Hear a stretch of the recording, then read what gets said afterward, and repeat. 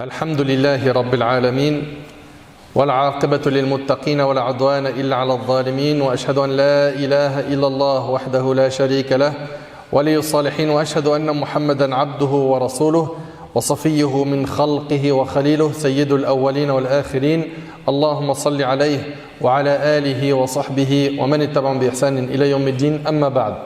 Mes chers frères et sœurs, aujourd'hui avec l'aide d'Allah Tabarak wa Ta'ala, on va parler de la patience et du mérite d'être patient. De la patience et du mérite d'être patient.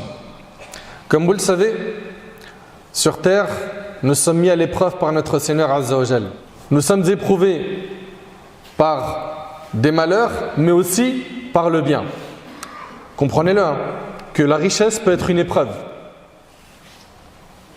Oui, Allah Tabarak wa Ta'ala te met à l'épreuve, il te donne cette richesse pour voir est-ce que tu vas oublier ton Seigneur, est-ce que tu vas donner le droit d'Allah sur cet argent, etc. etc.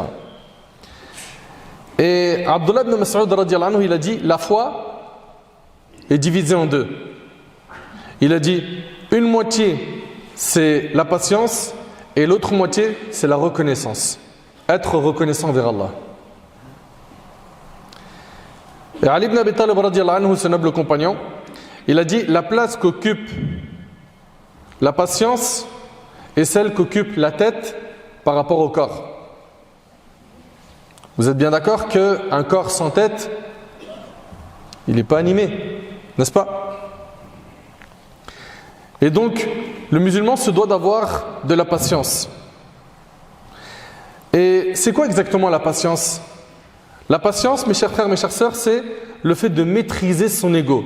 C'est habsul nafs anil jaza' wa habsul lisan anil tashakki wa habsul jawarih anil ma'asi. La patience, c'est maîtriser son ego, c'est retenir ta langue des plaintes. Vous avez vu les gens qui se plaignent beaucoup, toute la journée il est en train de se plaindre aux humains.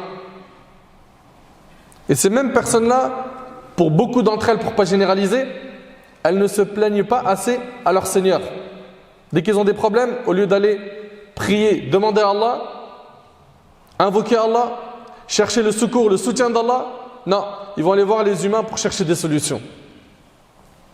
La patience, c'est maîtriser ton ego, retenir ta langue des plaintes et de retenir tes membres de commettre des péchés. Et cela se divise en trois catégories. Et soyez attentifs s'il vous plaît. On a la patience dans l'obéissance d'Allah.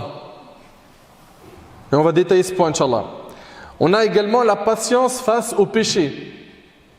Et on a également la patience sur les décrets d'Allah, c'est-à-dire le destin d'Allah, Azza wa Jal. Pour ce qui est de la patience dans l'obéissance à Allah subhanahu wa ta'ala, oui, effectivement, il faut maîtriser son ego et faire des efforts pour bien adorer Allah subhanahu wa ta'ala. Pourquoi? Parce que dans la pratique religieuse, il y a des mashaqqa, il y a des difficultés. Et c'est sur ça justement on sera récompensé ou non yawm al-qiyamah. Parce que s'il n'y a aucune difficulté dans la pratique religieuse, aucune, mais tu vas être récompensé en fonction de quoi le jour du jugement? Là, il y a un effort à fournir. Et quand je parle de difficulté, je parle de quoi? Se réveiller tôt pour salat al-subh. Tu vas délaisser le sommeil et le confort de ton lit pour aller faire salat. N'est-ce pas? Le jeûne, c'est un effort, n'est-ce pas? C'est un effort parce que tu laisses la boisson, la nourriture pendant plus de 10 heures. Ce sont donc des efforts. Et quand on dit patienter dans l'obéissance d'Allah, c'est ça. C'est-à-dire maîtriser son ego face à ta'a, à l'ibada. L'âme, elle est incitatrice au mal. L'âme, elle a un aimant envers le mal. Elle est attirée par le mal. Elle aime la paresse, le repos, la fainéantise. Et donc le fait de prendre ton âme en main et de lui dire non, là tu vas prier, là tu vas faire ceci, là tu vas apprendre du Coran. Ça, tout ça, c'est un effort à faire. Et donc pour cela, il faut faire preuve de beaucoup de patience. Dans quoi? Dans l'obéissance à Allah Azza wa Jal. Et au début, tu verras que cet effort, il va être difficile, mais avec l'aide d'Allah, la constance, la persévérance, tu vas en arriver à un stade où tu vas trouver un goût mielleux à l'adoration. jusqu'à ce que toi, qui avais du mal au début à accrocher aux adorations, tu n'arriveras même plus à imaginer ta vie sans l'adoration. Tu n'arriveras plus à imaginer cela. Donc au départ, c'est difficile, mais avec la patience, parce qu'on entend des fois certains de nos frères, ils disent « J'ai envie de faire la prière, j'arrive pas, c'est dur. » Sois patient dans l'obéissance d'Allah. Prends ton ego en main, maîtrise ton nafs. C'est à toi de lui dicter ce qu'elle doit faire et pas l'inverse. Ce nafs, c'est comme un bébé. Vous avez vu le bébé? Au début, il connaît que le lait maternel. Puis à un moment donné, il bascule vers un autre aliment. Et bien toi, qui as eu l'habitude de nourrir ton âme par du haram, par le mal, par le chemin de la désobéissance, change-lui d'alimentation à ton âme. Change-lui d'alimentation. Prends en main ton âme. Et donc ici, la personne doit faire des efforts. Même dans as-sadaqa, al-infaq fi sabilillah, le fait de dépenser, c'est un effort. Et nafs, qu'est-ce qu'il préfère? Non, regarde, on ne sait jamais. Comme ça, tu te fais plaisir à toi et tes enfants. Ah, tu vas donner pour la mosquée, tu vas donner pour telle association, tu vas donner pour ton frère qui est dans le besoin pour une opération. Des fois, le nafs, non, elle n'aime pas, elle n'accroche pas. Donc, il faut la patience dans quoi? Dans l'obéissance d'Allah tabaraka wa ta'ala. Ça veut dire quoi? Ça veut dire maîtriser son ego dans l'obéissance d'Allah. Et la maîtrise de l'ego dans l'obéissance d'Allah, elle va apparaître dans 3 moments. Avant la bonne action, pendant la bonne action et après la bonne action. Avant la bonne action, tu dois maîtriser ton ego en revoyant ta sincérité. Je vais faire cette bonne action, pourquoi? Pour m'acheter une image, pour que les gens disent du bien de moi, pour que les gens me jettent des fleurs, pour qu'ils me fassent des compliments, pour qu'ils disent que je suis pieux, pour qu'ils disent Tabarakallah, t'as vu comment il a changé? Il est passé d'égaré loin d'Allah. Regarde maintenant ses prières à la mosquée. Et ce frère en question, il se peut qu'il ait tout fait pour que les gens disent de lui du bien, des compliments, des éloges. Sache que si ton intention c'est d'acheter une image auprès des gens, ta récompense, tu l'as déjà eu sur terre. Tu n'en auras pas le jour du jugement. Ça, c'est terrible. C'est pour ça qu'il y a ici un effort à faire avant de faire la bonne action. C'est pourquoi je la fais. Pourquoi j'ai pris la parole et j'ai dit un verset ou un hadith. Pourquoi ici j'ai gardé le silence? Il faut que tu te poses la question, est-ce que tu as fait ça pour les gens ou pour Allah? Si c'est pour Allah, alhamdulillah, tu as validé une des étapes qu'il faut valider. Ensuite, il faut maîtriser son ego pendant la bonne action. Ça veut dire quoi? Ça veut dire que tu vas la faire en te conformant à la sunna du prophète sallam. D'accord? Tu vas chercher à faire en sorte que tous tes actes soient conformes à la sunna du prophète sallam. Et ensuite, troisièmement, pour ce qui est de la bonne action, il va falloir que tu maîtrises ton ego après avoir fait la bonne action en te privant de divulguer tes hasanat à ceux qui t'entourent. Pourquoi? Pour te préserver justement de quoi? De l'ostentation, encore une fois. De ash-shuhra. Tu veux être célèbre. Hein? Il cherche à être célèbre comme étant quelqu'un qui est un grand donateur. Regarde, moi, c'est pas une fois, c'est pas 2 fois, je donne et devant tout le monde. Alors, tu l'as fait une fois, ok, c'est pas ton train de vie quotidien que tu donnes une sadaqa en public. Pourquoi pas? Mais par contre, toutes tes bonnes actions, tu les montres après que tu les aies faites, c'est un vrai problème. Donc il y a également un effort à faire quand tu fais la bonne action. En quoi? En cachant cette bonne action. Il y a des bonnes actions qu'on cache, il y en a d'autres non. Tu es venu à la Jumu'ah, tu ne vas pas le cacher. Tu es venu prier ici, tu ne vas pas le cacher. Tu jeûnes le mois de Ramadan, tout le monde jeûne le mois de Ramadan. Nous on parle ici des actions surrogatoires. Tu jeûnes le lundi et jeudi, pourquoi tu le dis à tout le monde? Tu veux parler à un orphelin, pourquoi tu le dis à tout le monde? À quel moment tu as garanti la sincérité de ton acte en disant à tout le monde? Par contre, si tu l'as dit à personne, que tu as jeûné le lundi, que tu as fait une aumône, que tu as débloqué la situation de quelqu'un, tu as dit à personne, il n'y a qu'Allah qui le sait. Là, alhamdulillah, il y a ici assez d'éléments qui montrent que tu as cherché la sincérité et qu'Allah tabaraka wa ta'ala accepte nos actions. Pour ce qui est de la première catégorie de patience, on a la patience face à l'obéissance d'Allah. Ensuite, on a quoi? On a le fait de patienter face au péché. Allah tabaraka wa ta'ala, il nous dit, l'âme est très incitatrice au mal, à moins que mon Seigneur, par miséricorde, ne la préserve du péché. Donc l'âme, elle est incitée, elle est incitatrice au mal. L'âme est incitatrice au mal. Elle penche vers tout ce qui est égarement, vers tout ce que le diable va lui embellir. Et donc le fait de tenir son âme avec les brides de la patience va t'aider à bien cheminer vers Allah. Et je le sais, regardez, mes frères, surtout les jeunes et mes sœurs, je sais très très bien que dans le pays dans lequel on est, il y a énormément de tentations et de facilité à désobéir à Allah subhanahu wa ta'ala. Et votre récompense, ça sera immense quand vous allez vous accrocher à votre religion. Même si autour de vous, il y a des grandes vagues qui tentent de vous amener vers l'égarement, vers les péchés, vers le fait de fumer, boire, désobéir aux parents. Combien aujourd'hui on entend des parents malheureusement qui perdent le contrôle, 15-16 ans, ils ne savent plus ce qui se passe. Ça y est, le petit, il est dans la drogue. Ça y est, le petit, wallah, il y a des histoires, j'en entends tellement en ce moment. Beaucoup d'histoires. Il y a des vagues qui cherchent à prendre nos frères et nos sœurs, nous-mêmes. Je ne parle pas que des jeunes. Nous-mêmes, c'est des vagues qui tentent de nous prendre vers l'égarement, vers le haram. Il faut maîtriser ton ego et faire très attention. Très attention. Et parmi les moyens qui vont te permettre de maîtriser ton ego face au péché, donc de patienter face au haram, il y a 2 points. Le premier, c'est le fait de penser aux conséquences du péché. Pense-y. Je m'adresse ici de manière générale à nos frères et nos sœurs, par exemple, qui sont tombés dans la fornication. Ok? Et ils ont pris goût à ça. Ils en sont arrivés aujourd'hui à kiffer ce péché. Ils l'aiment trop. Pense aux conséquences de ce péché. Pense-y, ici-bas et dans l'au-delà. Dis-toi que tu ne peux pas gagner en désobéissant à Allah. Que le haram il brûle. Que tôt ou tard ça va te retomber dessus. Tu vas te retrouver avec une histoire, tu vas te dire mais comment m'en sortir? Ça s'appelle les conséquences du haram. Ça c'est juste sur terre. Sans compter ce que la personne peut goûter après la mort si elle ne s'est pas repentie. Patienter face à un péché en se privant de le faire est plus facile que de goûter à l'enfer. Et ça, j'aimerais bien que tu réfléchisses à cette phrase.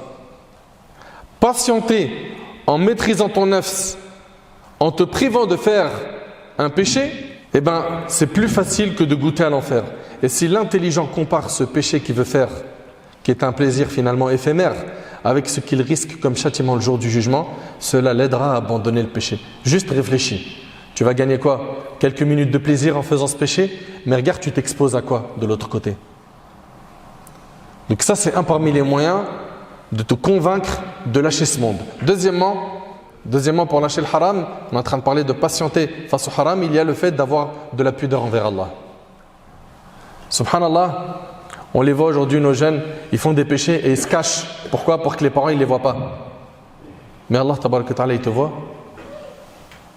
C'est-à-dire toi, le jour où ton père ou ta mère, de manière générale, quand nos jeunes ils sont pris main dans le sac et que les parents les voient en train de désobéir ou ils apprennent l'information, généralement, j'ai bien dit généralement, on en a plein de notre communauté qui ne savent plus où se cacher.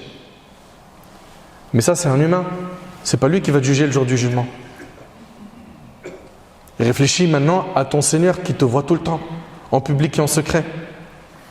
N'as-tu pas honte? Il t'a donné autant de bienfaits, la santé, de quoi manger, un toit, etc. etc. Tu as énormément de bienfaits. Et comment est-ce que tu es reconnaissant vers Allah? En mettant sa religion de côté et en suivant les pas du diable, alors qu'Allah tabaraka ta'ala nous a mis en garde contre le fait de suivre les pas du diable. Allah tabaraka ta'ala nous dit وَأَمَّا مَنْ خَافَ مَقَامَ رَبِّهِ وَنَهَى النَّفْسَ عَنِ الْهَوَى فَإِنَّ الْجَنَّةَ هِيَ الْمَأْوَى. Et pour celui qui aura redouté de comparaître devant son Seigneur et préserver son âme de la passion, le paradis sera alors son refuge. Subhanallah. Il a peur de ce rendez-vous avec son Seigneur Azza wa Jal. Et cette peur-là qui est dans son cœur l'a amené à délaisser le haram et à rester dans le cercle de l'obéissance. Cette personne-là qui a réussi à se maîtriser, le paradis sera alors son refuge. Troisièmement, dernier type de patience, c'est le fait de patienter face au destin d'Allah, au décret d'Allah, au destin d'Allah qui parfois est douloureux pour certains. Il est touché par des malheurs. Anas ibn Malik radiyallahu anhu, il rapporte que le prophète alayhi salatu wassalam, il passe devant une femme qui pleurait auprès d'une tombe. Et il lui a dit, crains Allah et sois patiente. Elle était en train de pleurer dans une version de l'imam Muslim, elle était en train de pleurer l'un de ses enfants. D'accord? Elle a perdu un de ses enfants, elle était devant sa tombe et elle pleurait. Le prophète sallallahu alayhi wa sallam, il lui a dit, crains Allah et sois patiente. Elle dit, laisse-moi en paix. Tu n'as pas été touché par le malheur qui m'accable et tu n'as jamais rien connu de tel. Quelqu'un lui a dit, c'est le prophète. Tu sais pas, tu viens de parler à qui là? Tu viens de parler au prophète. Elle se présenta à la porte du prophète sallallahu alayhi wa sallam. Donc là, elle reconnaît qu'elle a mal parlé et elle veut voir le prophète pour corriger le tir. Elle se présenta à la porte du prophète alayhi salatu wa sallam, sans y trouver de portier pour l'en empêcher. Et elle dit au prophète sallallahu alayhi wa sallam, je ne t'avais pas reconnu. Et le prophète sallallahu alayhi wa sallam a dit, la patience n'est digne de ce nom que si elle se manifeste au premier choc rapporté par Bukhari Muslim. La vraie patience, c'est celle qui se manifeste lors du premier choc. Allô, tu viens de perdre ta mère. Tout de suite, c'est la lucidité. Inna lillahi wa inna ilayhi raji'un. C'est les premières paroles qu'on prononce. Nous appartenons à Allah et c'est envers lui que nous retournerons. Okay? Que tu pleures, c'est normal et c'est humain. Le prophète sallallahu alayhi wa sallam a pleuré lorsqu'il a perdu son fils Ibrahim. Et il a pleuré plus d'une fois. Donc, juste retiens que la patience face à l'épreuve, elle doit se manifester lors du premier choc. Allô, tu viens de perdre ton emploi. Allô, il y a un tel qui fait un malaise, il est mourant. C'est dans le premier choc que tu dois quoi? Être patient, maîtriser ton ego, ne pas prononcer ce qui met en colère Allah. Mais subhanallah, pourquoi ça m'arrive à moi? Ça, c'est les paroles qu'il faut bannir. Pourquoi j'ai un seul enfant, il est mort? Et je vous ai déjà donné cet exemple. Mon voisin, il en a 5, ils n'ont jamais eu de maladie. Pourquoi le mien? Ce sont ces paroles qu'il faut bannir. Tu n'es pas patient face à l'épreuve. Et certes, l'épreuve, elle est difficile, mais le prophète nous a enseigné que la grandeur de la récompense va de pair avec la grandeur de l'épreuve. Plus l'épreuve, elle est grande, plus la récompense, elle est grande.